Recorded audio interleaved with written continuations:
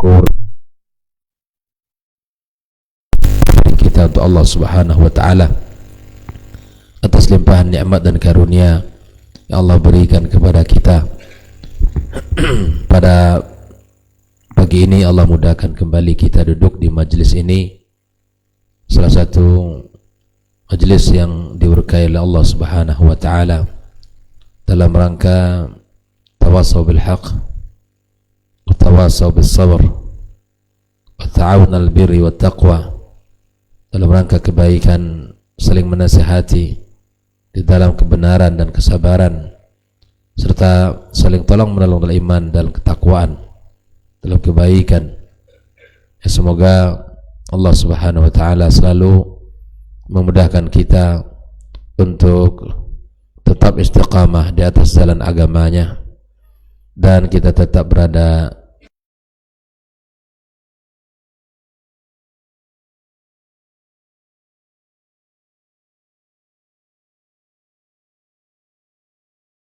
selalu juga tersambung kepada keluarganya, kepada para sahabat-sahabatnya, dan kepada siapapun yang berada di atas jalan agamanya sampai hari kiamat.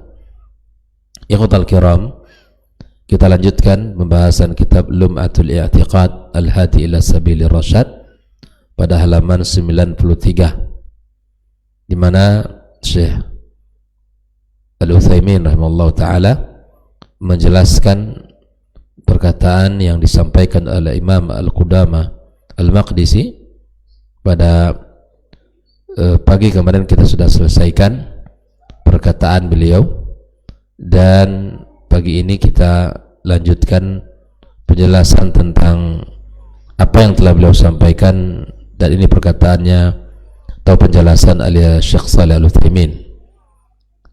Beliau mengatakan al-qadar laysa hujjah lil-'asi ala fi'lil ma'siyah. Ya, kita yakin bahwa semua kita meyakini bahwa mengetahui bahwa seluruh apa yang dikerjakan dan tidak ada sesuatu yang terjadi dan tidak ada sesuatu yang diatur kecuali semuanya dalam ketetapan Allah Subhanahu wa taala. Tapi di antara hal yang paling pokok adalah di mana al-qadar tidak kita jadikan hujjah, tidak dijadikan hujjah, alasan untuk berbuat maksiat. Nah, seperti yang sudah kita sebutkan, jika terjadi pada diri seseorang hari ini dia tidak sholat misalnya, maka dia katakan inilah takdir saya, tidak sholat. Boleh begitu? Nggak boleh. Kita tidak boleh mengatakan itu. Hari ini dia mengambil hak orang lain dengan secara zalim, ya, mengambil harta orang lain secara zalim. Boleh kita katakan, kenapa kamu ambil? Inilah takdir saya, sudah tertulis di Lauhil Mahfuz sebelum Allah menciptakan langit dan bumi 50 tahun. Ya, mau diapakan lagi? Boleh kita mengatakan begitu? Tak boleh. Nah, disinilah disebutkan oleh Syekh Shalih Al-Utsaimin, af'alul ibad kulluha min ta'atin wa ma'asin, seluruh perbuatan hamba dari ketaatan kita kepada Allah dan maksiat kulluha makhluqa lillah, semuanya makhluk ciptaan Allah, makhluk bagi Allah Subhanahu wa ta'ala, kama sabaq, walakin laysa dhalika hujjah lil 'asi ala fi'lil ma'siyah. Tapi hal itu tidak bisa kita jadikan sebagai alasan bagi pelaku maksiat, ya, di dalam bermaksiat atas nama takdir. Wa dzalika li adillatin katsiratin minha. Terdapat banyak dalil yang menyebutkan bab ini. Jadi kita beriman kepada takdir, dan seluruh apa yang dilakukan dan seluruh apa yang berlaku, kita yakin tidak ada sesuatu pun yang keluar dari ketetapan Allah.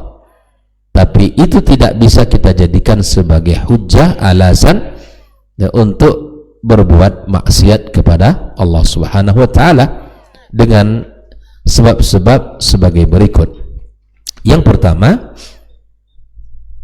innallaha adhafa 'amal al-'abdi ilaihi wa ja'alahu kasban lahu. Ini yang pertama. Allah menyebutkan di mana menyandarkan amal seorang hamba itu kepadanya. Di perbuatan itu disandarkan kepada hamba tersebut. Dan Allah jadikan dia sebagai usaha dia, ya, pekerjaan dia. Ini dalil yang pertama, alasan yang pertama.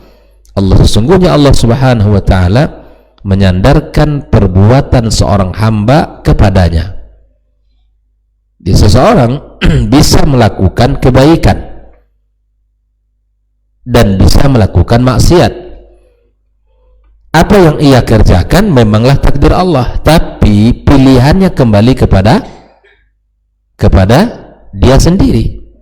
Dan Allah jadikan sebagai usaha perbuatannya.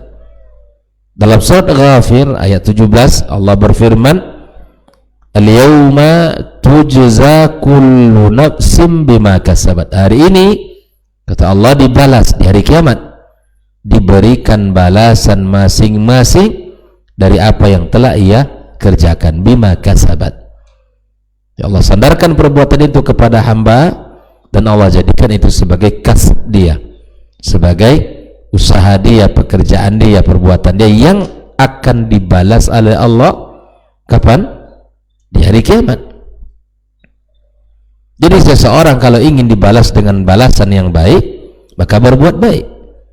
Kalau mendapatkan balasan ya dengan siksaan, azab, maka itulah balasan dari perbuatan buruknya. Maka di sini kata Syekh Shalih Al-Utsaimin, walau lam yakun lahu ikhtiyar, kalau tidak memiliki pilihan, kan bisa memilih ingin berbuat baik atau berbuat buruk. Walau lam yakun lahu ikhtiyar fil amal, kalau tidak ada bagi dia pilihan di dalam beramal, wa qudrah alaihi, dan kemampuan untuk melakukan, manusiba ilaihi, maka Allah tidak akan sandarkan perbuatan itu kepadanya. Jadi perbuatan itu disandarkan Allah kepada kita, dan apa yang berlaku adalah takdir Allah. Bisa dipahami ya? Hari ini kita salat subuh berjamaah dan duduk di majelis ilmu. Ini pilihan kita. Kita ingin salat, ingin duduk majelis ilmu, pilihan kita. Dan apa yang terjadi itu merupakan takdir Allah Subhanahu wa ta'ala. Dan di saat yang sama ada saudara kita yang sehat, yang kuat badannya, tidak ada rintangan, tidak ada masalah, tapi dia tidak bangun untuk sholat subuh misalnya, yaitu pilihan dia. Dan apa yang berlaku itu adalah takdir dari Allah Subhanahu wa ta'ala. Maka kata Syekh Shalih Al-Utsaimin, kalaulah tidak memiliki pilihan di dalam amal dan kemampuan di dalam melakukannya, maka tidaklah Allah sandarkan perbuatan itu kepadanya. Ini dalil yang pertama. Yang kedua, innallaha amarul abd wa nahahu wa lam yukallifuhu illa bima yastati'.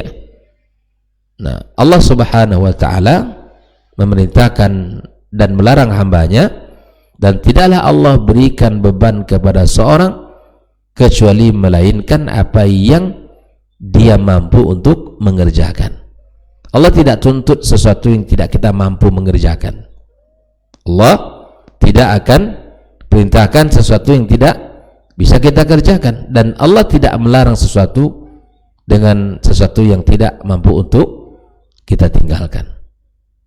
Allah akan memberikan perintahnya kepada apa yang mampu untuk kita laksanakan, dan Allah tidak tuntut melebihi dari itu. Allah katakan, la yukallifullahu nafsan illa wus'aha. La yukallifullahu nafsan illa wus'aha. Allah tidak bebani sesuatu kecuali wus'aha, apa yang telah ia mampu untuk kerjakan. Yang tidak mampu tidak akan dituntut Allah kepada kita. Yang mampu kita kerjakan. Dalam surat Taghabun, fattaqullaha mastata'tum, bertakwalah kalian kepada Allah ya mastata'tum, sesuai dengan kemampuan kalian. Fattaqullaha mastata'tum, ya, Bertakwalah kita sesuai dengan kemampuan kita. Artinya kita sudah berusaha menjaga, kita sudah berusaha taat, kita sudah berusaha melakukan kebaikan, tapi masih ada kesalahan-kesalahan, tapi ada ya kekurangan-kekurangan. Ya Allah ya akan melihat kebaikan yang kita lakukan, dan Allah Subhanahu wa taala bisa memaafkan apa yang menjadi kekurangan. Walau kana majburan, dari ayat ini jelaskan seandainya seseorang itu dipaksa melakukan sesuatu alal amali, maka mustathi'an alal fi'il. Kalau sekiranya manusia terpaksa melakukan ini dan ini, perbuatan ini ya, maka seseorang tidak akan mampu melakukan. Tidak akan mampu. Ini namanya terpaksa, itu sulit, berat. Awil kaf li'anna al-majbura la yastati'u takhallus. Kalau seseorang terpaksa melakukan sesuatu, tidak akan mampu untuk mengerjakan atau untuk meninggalkan sesuatu. Ya. Tidak seperti orang-orang Jabariyah yang memang mengatakan bahwa kita ini ibarat di remote. Kita bukan seperti itu. Ya, ibarat kita ini melakukan ini sudah dikontrol, sudah sesuatu yang tidak punya kekuatan kita untuk melakukannya atau untuk meninggalkannya. Nah, ini bukan seperti ini. Nah, orang-orang yang terpaksa tidak akan mampu untuk terbebas darinya, untuk meninggalkan atau mengerjakannya. Maka Allah menuntut sesuatu yang mampu kita kerjakan, dan Allah menyuruh kita untuk bertakwa pada sesuatu yang ya sesuai dengan kemampuan kita. Ya. Akhwal kiramkumullah. Yang ketiga, bahwa al-qadar tidak boleh menjadi hujjah bagi seseorang dalam melakukan maksiat. Anna kulla wahidin ya'lamul farq bainal amal ikhtiyari wal ijbari. Bahwa masing-masing kita akhwal kiram bisa membedakan antara perbuatan yang dipaksakan dengan perbuatan yang menjadi pilihan. Wa annal awwala yastati'u takhallus min, dan sesuatu yang kita kerjakan berdasarkan pilihan bisa kita melakukannya, dan sesuatu yang terpaksa kita lakukan dan itu sulit untuk kita kerjakannya. Itu kita semua tahu itu. Diperintahkan salat oleh Allah, kita bisa salat. Diperintahkan bahkan puasa 1 bulan penuh, kita sanggup. Tapi yang tidak sanggup pun bisa, artinya ada yang tidak sanggup pun melakukan, bukan karena dia tidak mampu, tetapi karena keimanan yang kurang, keinginan yang tidak ada, lingkungan yang rusak, yang mempengaruhi dia. Itu pilihan dia juga tidak berpuasa. Tapi yang memiliki keimanan yang kuat, dia pilihan dia untuk berpuasa. Makanya al-yauma tujza kullu nafsin bima kasabat. Di hari kiamat akan Allah berikan balasan. Maka tidak ada alasan bagi mereka dengan takdir, dengan qadar itu untuk melakukan maksiat. Maka itu semua dalam pilihan kita, masing-masing kita tahu sesuatu yang dikerjakan dengan pilihan, sesuatu yang dikerjakan dengan paksaan. Dan semua kita bisa memilih. Semua kita bisa memilih. Dan bukankah Allah Subhanahu wa taala sudah jadikan dalam diri kita dua potensi itu? Fa'alhamaha fujuraha wa taqwaha. Allah ilhamkan dalam dirinya ya sifat fujur, dan begitu juga Allah berikan pada dirinya ketakwaan di dalam jiwanya. Nah, yang baik mengembangkan potensi takwa. Yang tidak, maka yang akan berkembang adalah sifat buruknya.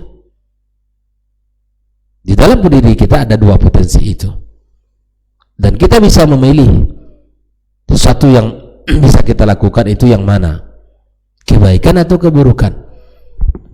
Nah, inilah yang menjadi alasan yang ketiga, bahwa al-qadar tidak boleh menjadi hujjah bagi pelaku maksiat. Berdalil kita telah ditetapkan oleh Allah Subhanahu wa ta'ala. Yang keempat, alasannya annal 'asi qabla yuqaddima 'ala al-ma'siyah la yadri ma qaddara lahu. wa huwa bi sita'atihi ayaf'al aw yatruk. Seseorang yang ingin melakukan maksiat, sebelum dia melakukannya, dia tidak tahu apa yang ditakdirkan untuk dia. Dengan kemampuan dia bisa melakukan atau meninggalkan sesuatu. Nampak barang depan kita, ya kan? Sesuatu yang bukan milik kita nih. Tidak ada orang, tidak ada siapa-siapa, ada tergeletak di depan kita sesuatu yang berharga. Ya. Maka kita bisa menentukan apa yang ingin kita lakukan, mengambil atau tidak. Itu kan keinginan kita, ya kan? Ini barang orang, jelas kalau diambil ini haram. Atau saya biarkan dia, atau saya kasih kepada seseorang yang bertanggung jawab. Ya, yarhamukallah. Maka sesuatu yang dilakukan itu sesuai dengan kemampuannya untuk mengerjakan atau meninggalkan. Fa kaifa yasluku at-tariqal khata' wa yahtaju bil qadar? Bagaimana dia bisa memilih jalan yang salah sementara dia berdalil kepada al-qadar? Kenapa dia tidak meninggalkan barang haram itu lalu dia berdalil kepada al-qadar? Jelas ya? Seseorang bisa, ya, sebelum melakukan sesuatu bisa memilih apa yang akan terjadi pada dirinya, baik mengerjakan atau untuk meninggalkan sesuatu.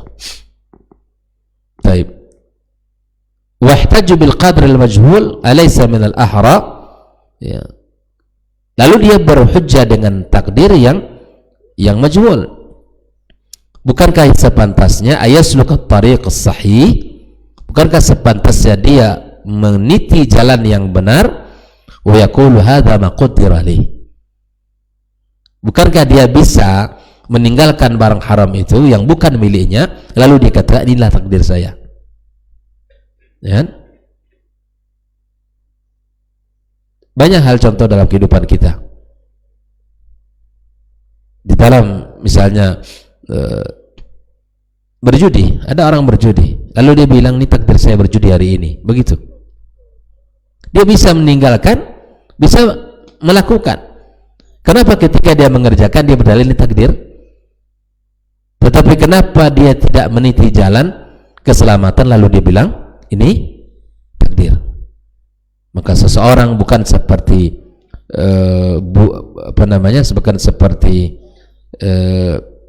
bulu ayam yang diterbangkan, tetapi seseorang memiliki kemampuan untuk memilih mengerjakan atau memilih meninggalkan.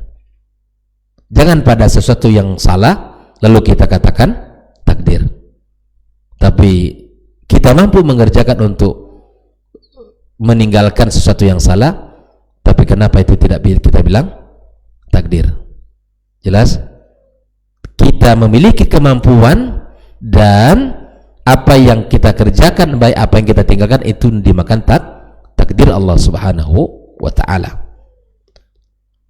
Yang kelima, annallaha akhbara annahu arsala ar-rusul liqat'il hujjah.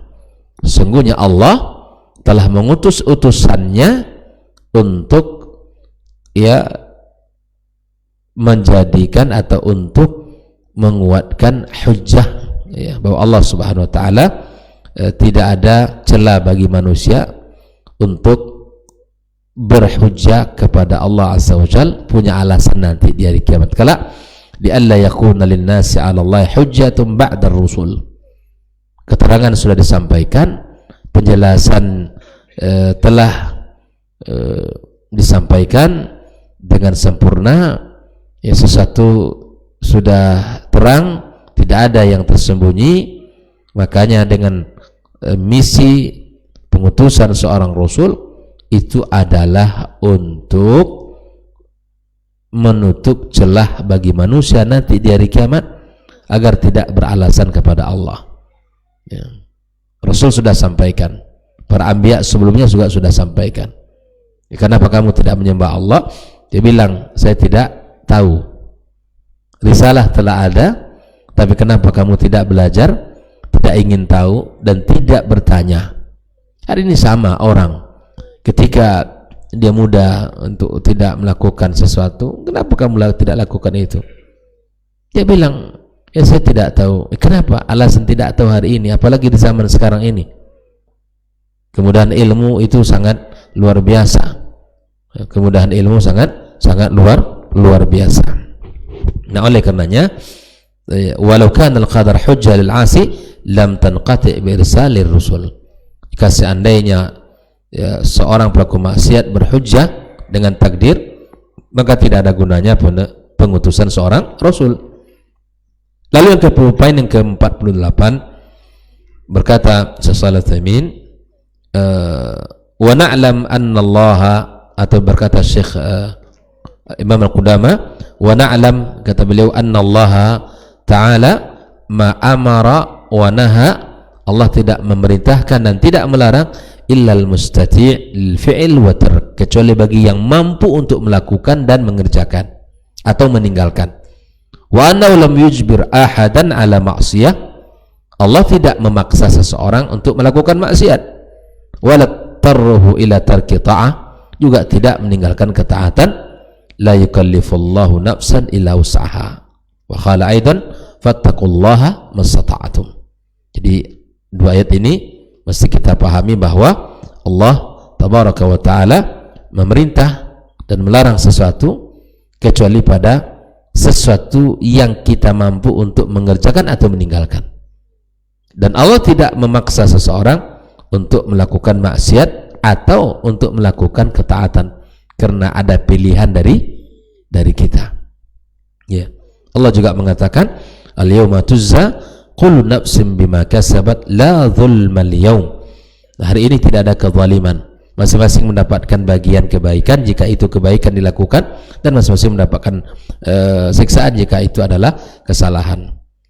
Yang terakhir, fadalla ala anna lil 'abdi fi'lan wa kasban yujza ala husnihi bisawab.